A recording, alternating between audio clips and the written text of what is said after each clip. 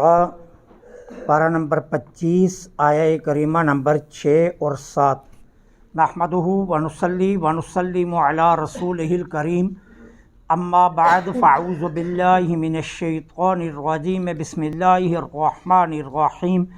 والذین اتخذوا من دونہ اولیاء اللہ حفیظ علیہم وما انت علیہم بوکیل، وَكَذَلِكَ أَوْحَيْنَا إِلَيْكَ قُرْآنًا عَرَبِيًّا لِتُنذِرَ أُمَّ الْقُرَىٰ وَمَنْ حَوْلَهَا وَتُنذِرَ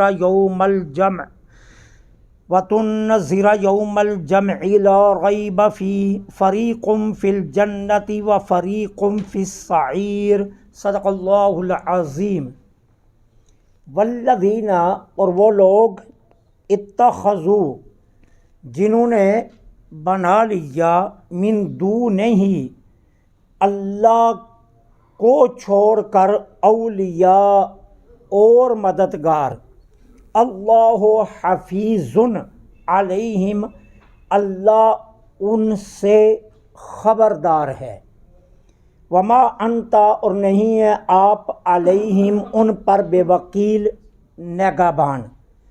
وَكَذَلِكَ، اور یوں ہی، اوحینا، ہم نے وحی کی، الیک، آپ کی طرف، قرآناً، اس قرآن کو، عربیاً، عربی میں، لتنذر، تاکہ آپ ڈرائیں، ام القریٰ، مکہ والوں کو، ومن حولہا، اور جو اس کے ارد گرد والے ہیں، وتنذر، اور آپ ڈرائیں، یوم الجمع، حشر کے دن سے، لا ریب فی، جس میں کوئی شک نہیں ہے، فریق فی الجنہ، ایک گروہ جنت میں ہوگا، وفریق فی السعیر، اور ایک گروہ جہنم میں۔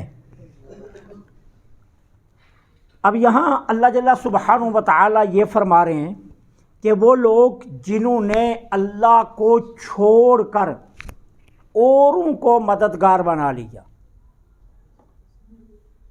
یہ کون لوگ ہیں؟ جنہوں نے اپنی خواہش کی پیروی کی، یہ وہ لوگ ہیں۔ اللہ کو چھوڑ کر، احکام خداوندی کو چھوڑ کر، اللہ کی اطاعت کو چھوڑ کر، نفس کی اتباع کی، خواہشات کی اتباع کی،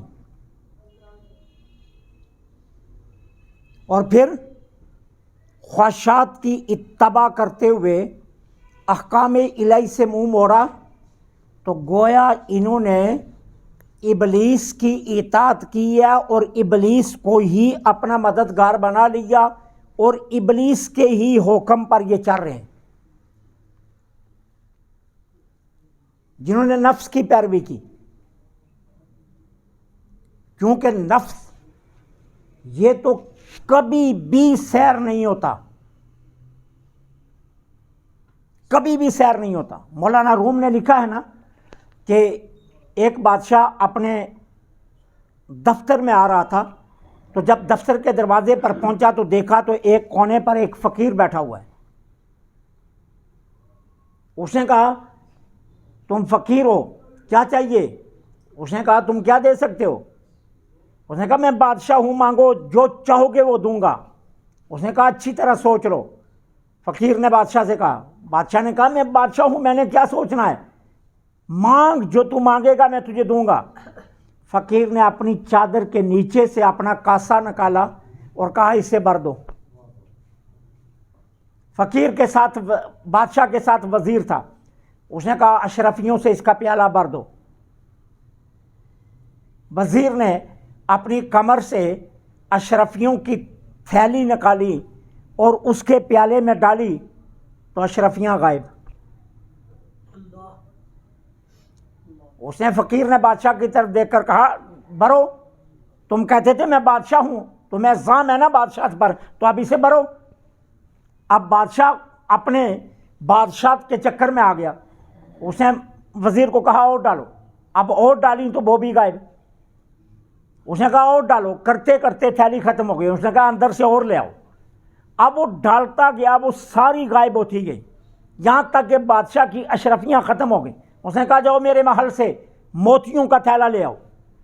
ہیرے اور جواہرات کا، اب ہیرے اور جواہرات ڈالنے شروع کیے تو وہ بھی غائب۔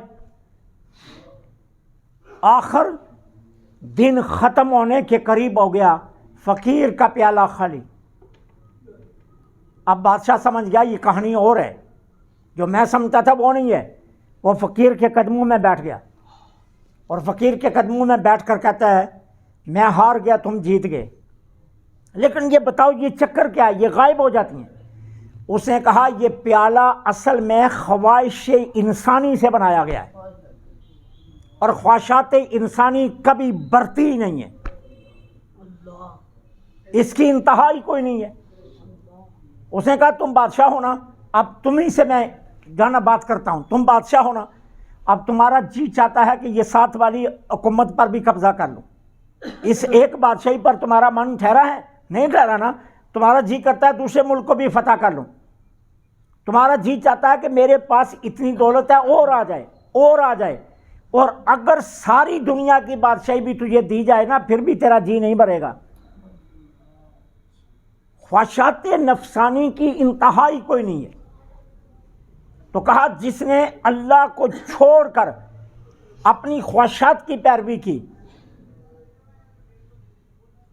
وہ گویا ابلیس کی پیروی میں لگ گیا۔ میں نے آپ کو چند دن پہلے بھی کہا تھا، حضرت جنید بغدادی رحمت اللہ علیہ فرماتے ہیں اگر تو زندہ رہنا چاہتا ہے نا تو نفس کو ایک طرف کر دے، ورنہ اگر تم نے نفس کی مانی تو یہ تجھے ایک طرف کر دے گا۔ اس کی تو حد ہی کوئی نہیں ہے، یہ تو مطالبات پر مطالبات مطالبات پر مطالبات کرتا ہی جا رہا ہے، کسی ایک جگہ پر ٹھہرتا ہی نہیں ہے۔ جس کے پاس جس کا بینک بیلنس 1 ارب ہے اس سے پوچھو بھائی اب سکون ہے نا، وہ بھی کہتا نہیں ہے یہ کچھ نہیں، ابھی اور چاہیے، کسی ایک جگہ ٹھہرتا ہی نہیں ہے۔ تو کہا اس نے ابلیس کی پیروی کر لی، جس نے اپنی نفس کی پیروی کی۔ اللہ کیا فرمایا؟ اللہ حفیظ علیہ، اللہ ایسوں سے خبردار ہے۔ کیا مطلب؟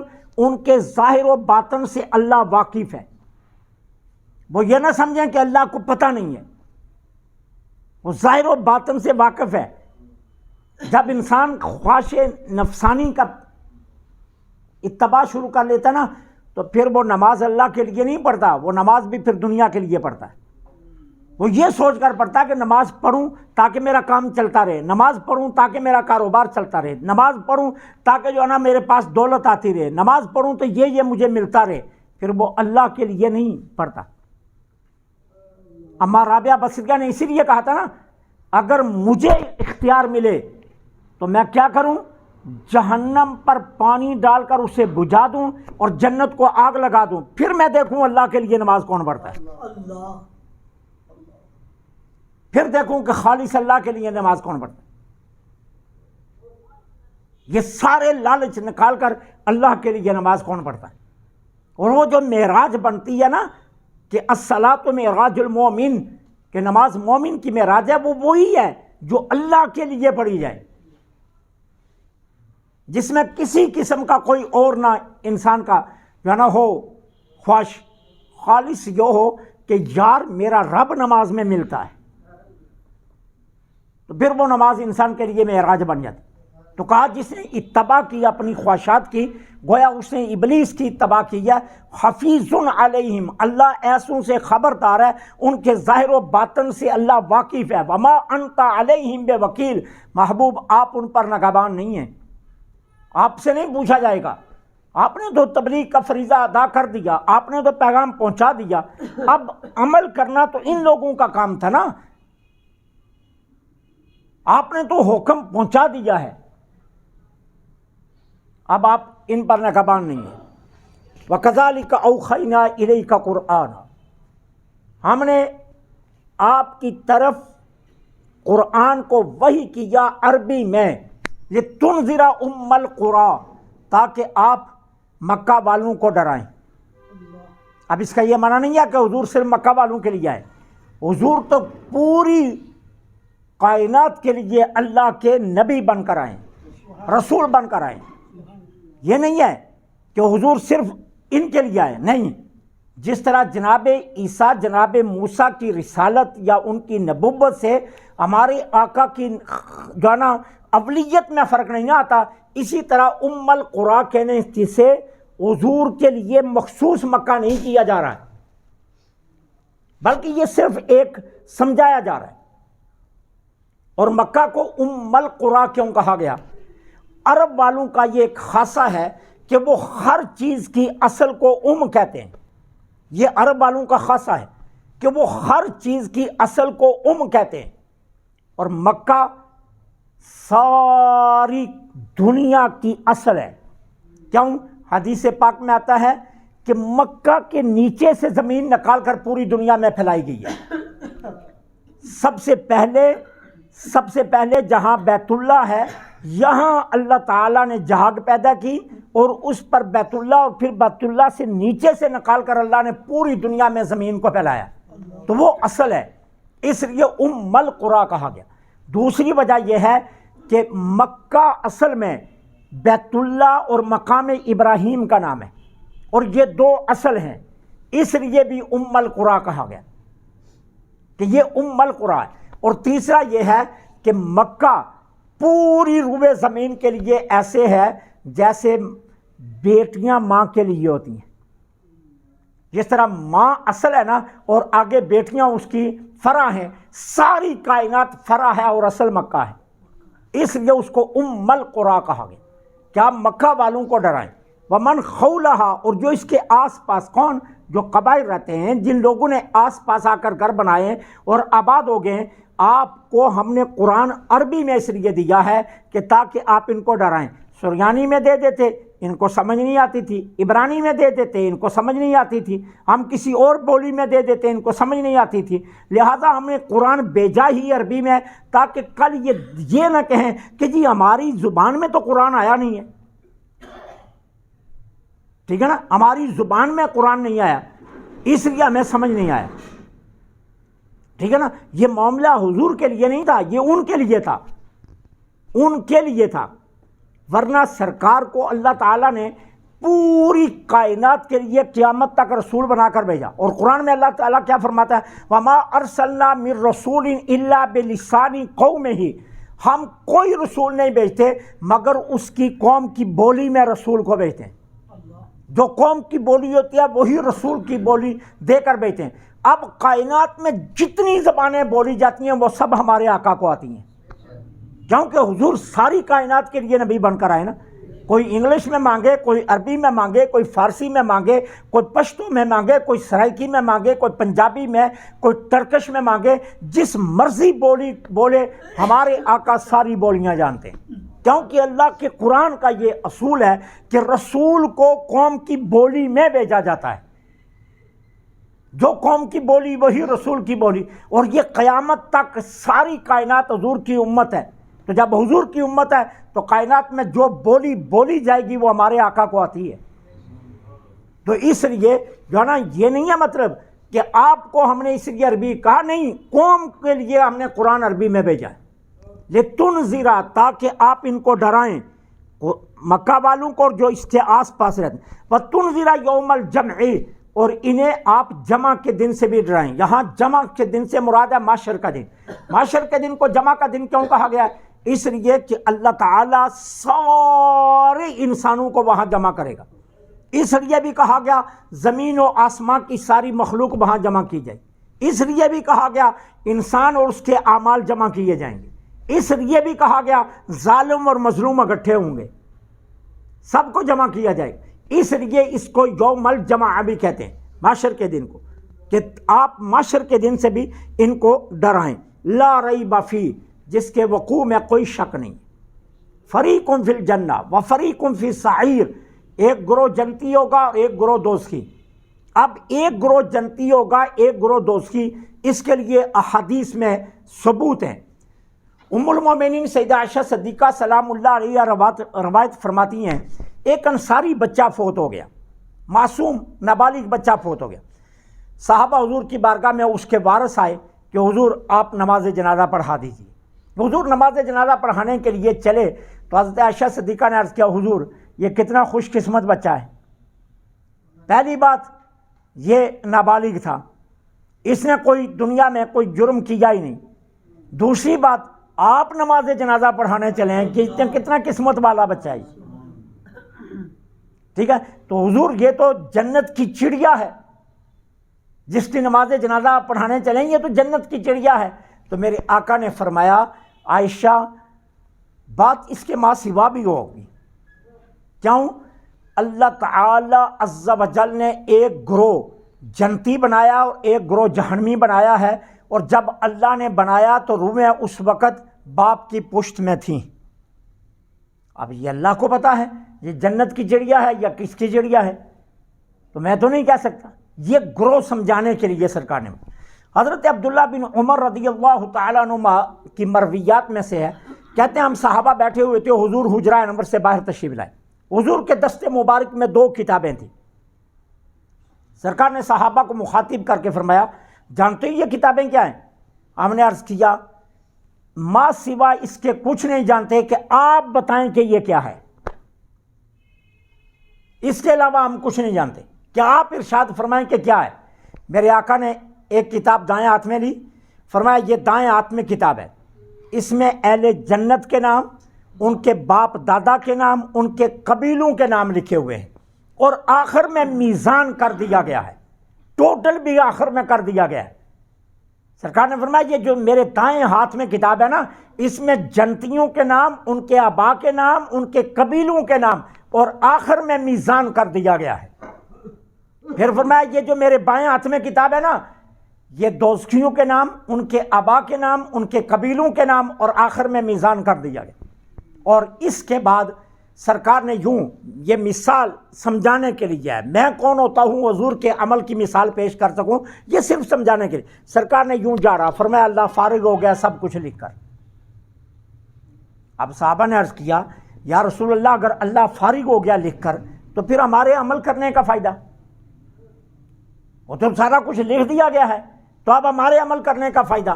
تو آقا کریم نے فرمایا نہیں، تم عمل کرو اور درست عمل کے قریب رہو، عمل کرو اور درست عمل کے قریب رہو۔ کیوں؟ جو جنتی ہیں ان کا خاتمہ اعمال جنت پر ہوگا، چاہے اسے زندگی میں جیسے مرضی عمل کیے ہوں، لیکن خاتمہ اس کا اعمال جنت پر ہوگا۔ اور جو دوزخی ہیں اس کا خاتمہ اعمال دوزخیوں پر ہوگا، چاہے اس نے زندگی میں جیسے بھی عمل کیے ہو۔ مطلب کیا؟ اللہ نے اپنے ازلی علم سے جان لیا کون جنت کی والے عمل کرے گا، اس کا نام جنت والوں میں لکھ دیا، کون دوزخیوں والے عمل کرے گا اللہ نے علم کے ذریعے جان لیا۔ جس طرح میں نے چند دن پہلے آپ کو سمجھایا نا کہ کئی دن پہلے کہا جاتا ہے یہ موسم ایسا ہوگا، تو وہ ان کو کیسے پتہ چل گیا موسم ایسا ہوگا؟ علم سے جانا ہے نا انہوں نے۔ تو جب ایک عام سیارے کا علم اتنا ہے، ایک تصویر سے اخذ کیا گیا علم اتنا ہے، تو پھر اللہ کا علم کیا ہوگا؟ تو اللہ نے علم سے جان لیا کہ جی یہ جنتی ہیں، وہ ان کے نام جنتیوں میں لکھ دیے۔ اس کا معنی یہ نہیں ہے کہ ہم اب ان ناموں پر بیٹھ جائیں، نہیں، عمل کرو، عمل کرو۔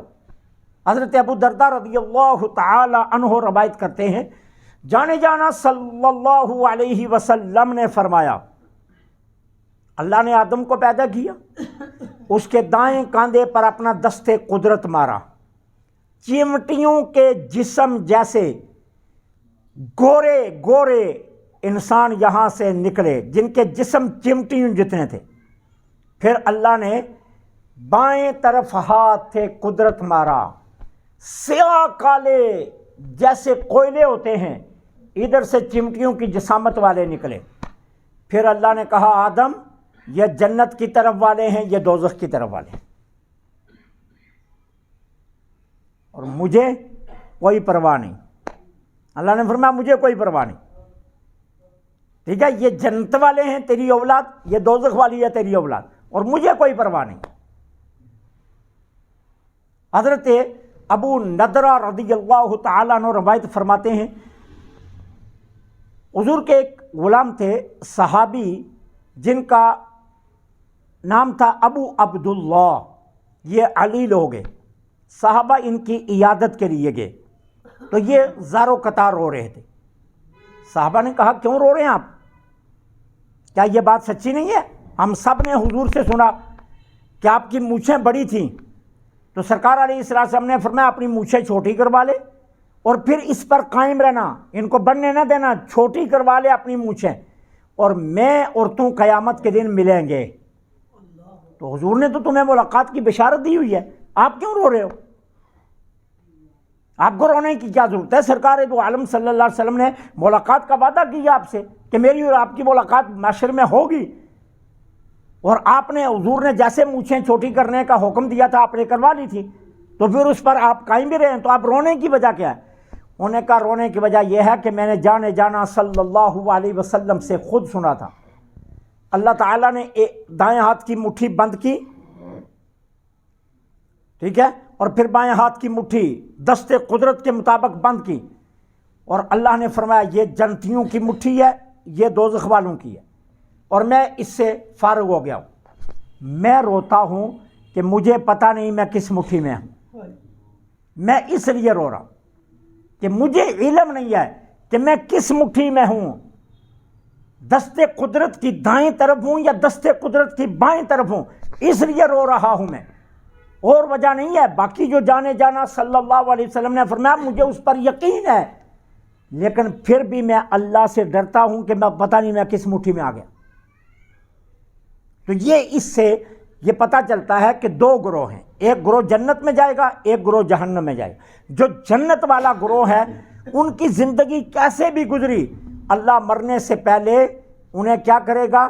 جنت والی اعمال کی توفیق دے دے گا، اور وہ جنتیوں پر مرے گا۔ اور اس کی مثال صحیح بخاری میں ایک شخص آیا حضور کی بارگاہ میں، حضور میں کلمہ پڑھنا چاہتا ہوں۔ سرکار نے فرمایا پڑھو کلمہ، انہوں نے کلمہ پڑھا، ابھی وہ کلمہ پڑھ کے بیٹھا ہی ہے، کوئی تعلیم نہیں لی کسی قسم کی، حضور نے جہاد کا اعلان کر دیا۔ اچھا اٹھے، جا کر اپنے گھر سے تلوار لی، نیزے لیے، اپنا گھوڑا کسا، آگے جی میں بھی جہاد میں جانا چاہتا ہوں۔ ابھی کلمہ پڑھا ہے، نہ نماز سیکھی، نہ روزہ، کوئی شے سیکھی نہیں، جی میں بھی جہاد میں جانا چاہتا ہوں۔ سرکار نے فرمایا چلو، چلے گئے، میدان جہاد میں پہنچے، حضور پہلا نمبر میرا لگ جائے تو بڑی قسمت والی بات ہے، سرکار نے لگا دیا پہلا نمبر، گئے، لڑے، شہید ہو گئے۔ صحابہ نے کہا اس نے تو نہ نماز پڑھی ہے، نہ زکوٰۃ دی، نہ صدقہ، نہ خیرات، نہ کوئی روزہ، کچھ بھی نہیں، ادھر سے آیا، کلمہ پڑھا اور آ گیا۔ تو سرکار نے جب کہا نا، صحابہ نے کہا نا ادھر سے آیا، تو میرے نبی نے مسکرا کر کہا ادھر سے آیا ادھر جنت میں گھس گیا، ورنہ ادھر سے آیا ادھر جنت میں چلا گیا۔ میرے آقا نے فرمایا جانتے ہو یہ جنت میں پہنچ چکا ہے، یہ ادھر سے آیا سیدھا جنت چلا گیا۔ تو اللہ تعالیٰ مرنے سے پہلے کوئی عمل اس سے ایسا کروا دے گا وہ جنتی بن جائے گا۔ جو جنت والے ہیں اللہ ان کو جنت والے اعمال پر لگا دیتا ہے، اور جو دوزخ والے ہیں وہ زندگی بڑی کئی مرتبہ ایسا ہوتا ہے اچھی گزارتے ہیں، لیکن مرنے سے پہلے وہ دوزخوں والے عمل کر جاتے ہیں۔ ایک صحابی ہیں، میدان جہاد میں گئے، حضور علیہ السلام سے اجازت لی، میدان میں اتر گئے، بڑی بے دردی سے لڑے۔ صحابہ نے ان کی جنگ دیکھ کر اشش کر اٹھے صحابہ کہ یہ کتنی جواں مردی سے لڑ رہا ہے، گھس جاتے ہیں صفوں میں، کسی کا انتظار نہیں کر رہے کہ کوئی آئے میری طرف تو میں مقابلہ کروں، صفوں میں جا کر لڑ رہے ہیں۔ صحابہ نے کہا حضور یہ اس کو دیکھیے صحیح، یہ کتنے اسلام کا شہدائی ہے، کس طرح لڑ رہا ہے۔ تو میرے آقا نے فرمایا یہ تو دوزخی ہے، حالانکہ صحابی ہیں، فرمایا یہ دوزخی ہے، حالانکہ وہ کافروں کی صفیں چیڑ رہے تھے۔ کیا ہوا؟ زخمی ہوئے، گھوڑے سے نیچے گرے، زخم اتنا گہرا تھا کہ برداشت نہ کر سکے، اپنی ہی تلوار پیٹ میں مار کر خودکشی کر لی، اپنی ہی تلوار سے خودکشی کر لی۔ تو اللہ تعالیٰ جنت والوں کو خاتمہ جنت پر کروائیں گے، اور دوزخیوں کا نام لکھا ہے زندگی کئی خوبصورت گزرے گی، لیکن مرنے سے پہلے کوئی کام دوزخیوں والا کر جائے گا جس کی وجہ سے دوزخ میں چلا جائے گا۔ تو اس لیے کہا عمل کرتے رہو، اللہ تعالیٰ تمہیں خاتمے پر فیصلہ ہوگا کہ خاتمہ کس کا اچھا ہوتا ہے۔ اللہ سے دعا ہے